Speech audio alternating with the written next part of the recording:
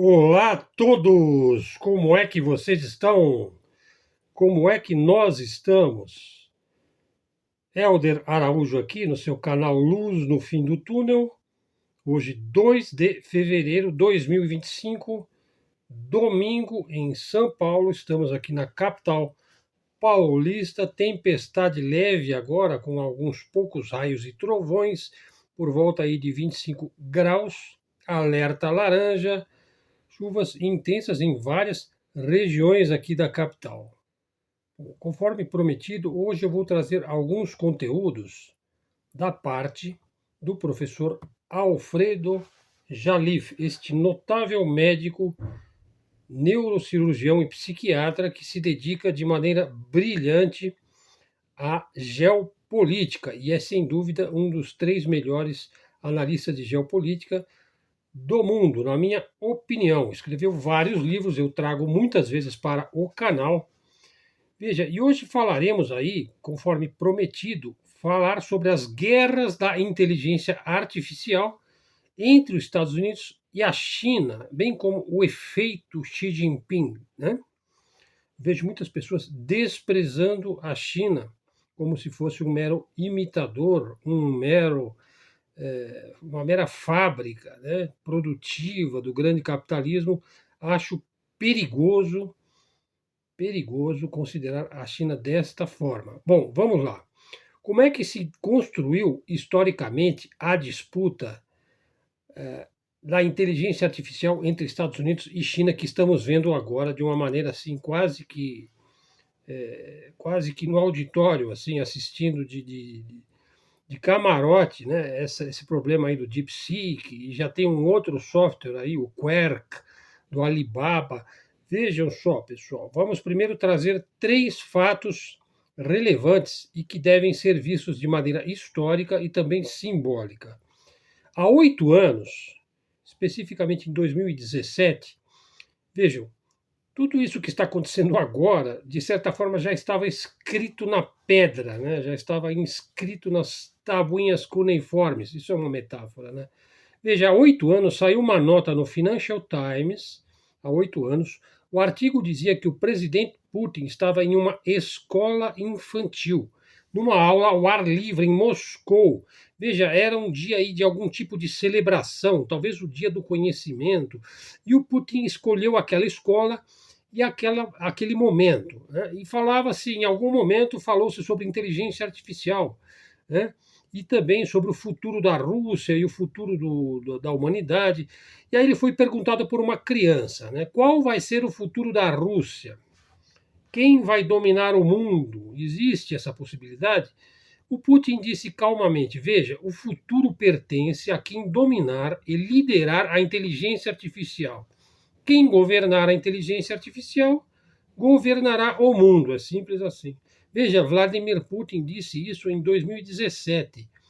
E naquele momento mal se falava sobre inteligência artificial. Naturalmente já se pesquisava muito, se analisava, mas não tinha a grandeza e a importância que tomou hoje, né? Que vivemos hoje, o emprego civil aí da inteligência artificial, o emprego comercial por milhões de pessoas, centenas de milhões de pessoas. Pois bem, vejam, seguramente quando Putin disse aquilo, já se estava realizando uma grande pesquisa do uso da inteligência artificial para finalidades militares. Vejam bem. Bom, lembremos que esses tipos de tecnologias, o seu desenvolvimento se dá na esfera privada e militar e posteriormente ele se dissemina na esfera civil, na esfera das massas, né? Na esfera comercial. Veja, por exemplo, a internet. Primeiro foi o DARPA, né? E o Pentágono criaram um meio virtual de comunicações seguras do Exército, também patrocinando aí pesquisas por algumas universidades de ponta lá nos Estados Unidos, se eu não me engano, Stanford, MIT e Princeton, se não me engano. Depois, isso daí, a DARPA, a ARPANET, né, se tornou a internet. Então é preciso saber que o que aconteceu com essa inteligência artificial chinesa aí, o DeepSeek, foi um simples uso civil, comercial, para as massas. Facílimo de fazer, né? Aparentemente. gratuito, aberto, barato, né? Se você considerar a investigação militar da inteligência artificial, você vai descobrir que a China tem, no mínimo, uns 10 anos de vantagem, no mínimo, sobre os Estados Unidos. Aliás, isso vai dar título ao nosso vídeo de hoje, hein? O grande público nem sabe disso daí. Bom, vamos ao segundo ponto da história. Por que eu estou afirmando que a China está à frente dos Estados Unidos no uso militar da inteligência artificial? Vamos ao segundo ponto na história da disputa pela IA. Veja, há 6 anos, veja, então em 2019, o Financial Times, veja, o ex-engenheiro-chefe do software do Pentágono, veja, engenheiro de software do Pentágono, vejam bem quem é que é, hein? Ele diz com todas as letras que os Estados Unidos já perderam a batalha da inteligência artificial para a China, comentou o ex-chefe do software do Pentágono há 6 anos exatamente, no Financial Times. Veja, Financial Times, né, um porta-voz midiático aí do modelo globalista neoliberal, né, americano, afirmou claramente que os Estados Unidos perderam a batalha da inteligência artificial para a China. Veja, repito, o ex-chefe de software do Pentágono, Nicholas Shailan, que renunciou ao cargo de chefe de software do Pentágono, porque, veja, ele alegou o ritmo lento de transformação tecnológica dos militares dos Estados Unidos, né? Veja, estamos falando agora do uso militar, não do uso civil comercial, né? Não do chat GPT ou do DeepSeek, né?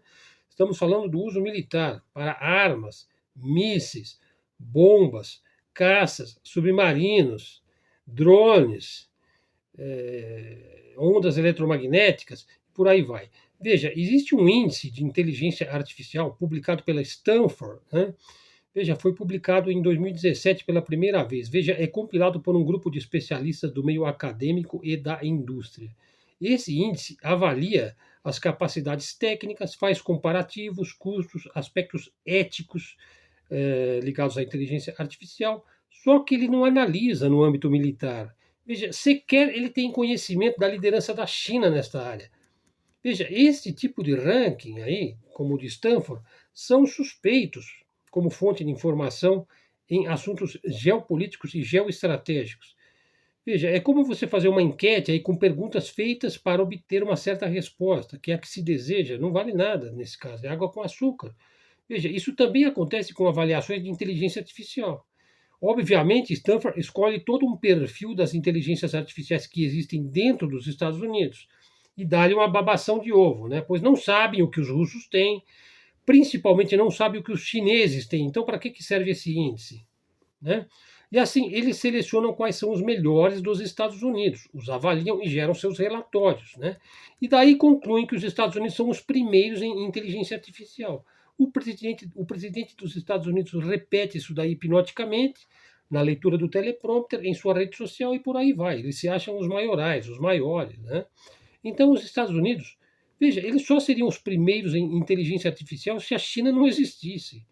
Acontece que a China existe e ela não vai deixar de existir. Esse é o ponto. A inteligência artificial não significa o uso do chat GPT ou do DeepSeek, do Gemini, do que quer que seja. Veja, na verdade eles vão banir o DeepSeek, né? Pois ameaça o monopólio dos Estados Unidos. Ou seja, a IA também existe em matéria de estratégia, em matéria de análise de dados, de uso de dados para manter privilégios e grandes capitais. Né? Então é algo muito estratégico, porém é algo muito estratégico na área militar. E é aí que a China saiu na frente. Veja, os chips e a geração de inteligência artificial vão jogar um papel na divisão da ordem mundial, uma vez que se encaminha agora para ser uma ordem tripolar, Estados Unidos, Rússia e China. Veja, quem maneja toda a guerra de propaganda no mundo vai deixar o DeepSeek explodir as ações aí da Nvidia, que perdeu 600 bilhões de dólares em um dia. Veja, eles bloquearam a Huawei, bloquearam o BYD com sanções, o Alibaba, né? Por que eles, o TikTok, por que eles deixariam o DeepSeek pintar e bordar em suas cabeças? Veja, o sistema estadunidense ele foi criado, ele foi gerado, ele se desenvolveu, sobretudo hoje, para gerar lucro e privilégios para uma minoria de bilionários. O modelo chinês bate de frente com esse sistema. Veja, um choque maior entre os dois sistemas será inevitável, já é inevitável, né, nesse momento. Veja, há um aspecto geopolítico dentro de tudo isso, da inteligência artificial. Recordemos que esse app aí da China se dá, o DeepSeek, em função de sanções que foram pensadas exatamente para impedir que esses apps existissem. Vocês estão entendendo? Então, as sanções que começaram lá com o Trump 1, né, continuaram com o Biden e aumentam mais ainda agora com o Trump 2. Né? Houve sanções aos chips para a China, ou seja, não se devia vender aos chineses os chips de alta geração, que podiam ajudar para o desenvolvimento da IA. Então, podemos falar sobre como a China criou e superou facilmente as barreiras geopolíticas impostas pelos Estados Unidos e lançou uma IA mais eficiente, mais barata, com todos os recursos que eles gastaram caminhões de dinheiro para produzir. Veja, o desafio aí é algo que os nababos de Wall Street e do Vale do Silício e os seus sete magníficos lá não esperavam. Sete magníficos, se não me engano, é Amazon, Oracle, Nvidia, Microsoft, Google, Meta, só o sétimo aí que eu não estou lembrando, talvez seja a Apple. Veja, o Mandarim Xi joga o jogo tradicional, o jogo do Go, né? Chama Go. Eu recomendo que leiam sobre esse jogo, porque é o jogo que os chineses jogam. Né? Veja, a monumental e estrepitosa perda aí de 600 bilhões da Nvidia, propriedade do taiwanês Jensen Huang, deixou Trump um tanto preocupado, né? E dizendo, é bom ter a concorrência, é bom ter a concorrência. Isso é da boca para fora, né? Poucos se lembram de que há poucas semanas os Estados Unidos tentaram bloquear o TikTok. Eu nem sei se bloquearam ou se compraram uma parte das ações. Veja, o algoritmo do TikTok ele recompila os teus dados e eles te enviam facilmente os vídeos que você mais gosta. Né? Isso gera um maior engajamento, maior até do que o Instagram. E o YouTube tratou de criar lá os shorts, né, para tentar concorrer com o TikTok. Então, isso aí, esse tipo de discussão já estava atormentando os barões da Big Data, lá como Peter Thiel, Sam Altman e Eric Schmidt. Veja, o algoritmo chinês é original, não se trata de uma imitação barata, como eles estão dizendo. Né? E no tema da tecnologia de software livre ou software aberto, o chinês democratiza o software e a inteligência artificial. Veja, é um passo da China para melar o monopólio ocidental, principalmente dos Estados Unidos. Né? Outro ponto também do aspecto geopolítico. Vejam, se já estavam à frente há 6 anos, né, como atestou o engenheiro de software do Pentágono, e já se falava numa vantagem de 10 anos na IA militar, veja, então eles já estão uma ou talvez duas gerações à frente. Como é possível? Já tinham preparado tudo e jogaram o anzol no momento absolutamente preciso. Logo que o rei do monopólio, o Trump 2.0, assumiu a presidência, entendem? E o Trump já fala em visitar o Xi Jinping, é melhor que ele faça isso. E vai visitar o Vladimir Putin também. Entendem o que chamamos de mundo tripolar? Não é uma teoria, é uma realidade. Veja, nós temos diferentes abordagens no que tange a IA, né? Militar, geoestratégica e comercial. Veja, vamos analisar rapidamente. Veja, militar, como já vimos, Putin alertou há 8 anos e o Financial Times mostrou há 6 anos quando disse: os chineses já nos venceram na IA. Geoestratégico.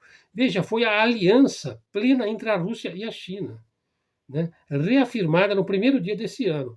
E o comercial, vocês viram o anúncio de Trump com o Stargate, que iam investir 500 bilhões de dólares e blá blá blá. Né?